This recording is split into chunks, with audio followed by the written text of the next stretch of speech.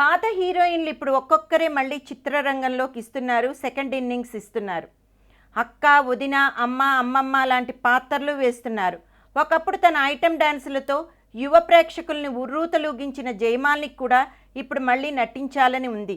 మరి డ్యాన్సులు చేయరా అంటే, ఇది వరకు నేను మా అక్క జ్యోతిలక్ష్మి గారు చేసిన డ్యాన్సులు లాంటివి ఇప్పుడు హీరోయిన్లే చేసేస్తున్నారు కాబట్టి నో ఛాన్స్. అందువల్ల మంచి క్యారెక్టర్ రోల్స్ లభిస్తే నటించాలని కోరిక నాకు లోపల ఉంది.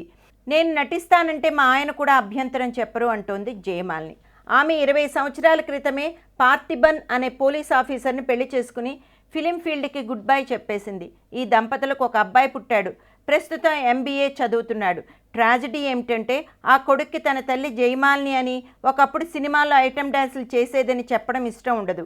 అందుకే ఎవరికి ఇంటర్వ్యూ ఇచ్చినా తన పేరు, తాను ఎక్కడ చదువుతున్నది, ఆ వివరాలు ఏవి చెప్పవద్దని అంటాడట. వాడికి ఎందుకో సినిమా నేపథ్యం అంటే ఫ్రెండ్ సర్కిల్లో ఉన్నవాళ్ళు చిన్న చూపు చూస్తారని అనుమానం. మా వారికి అదేమీ లేదు. నేను సినిమాల్లో ఐటెం సాంగ్స్ చేసినా నా క్రమశిక్షణ, వ్యక్తిత్వం తెలుసు కాబట్టే నన్ను పెళ్లి చేసుకున్నారు అంది జయమాలిని.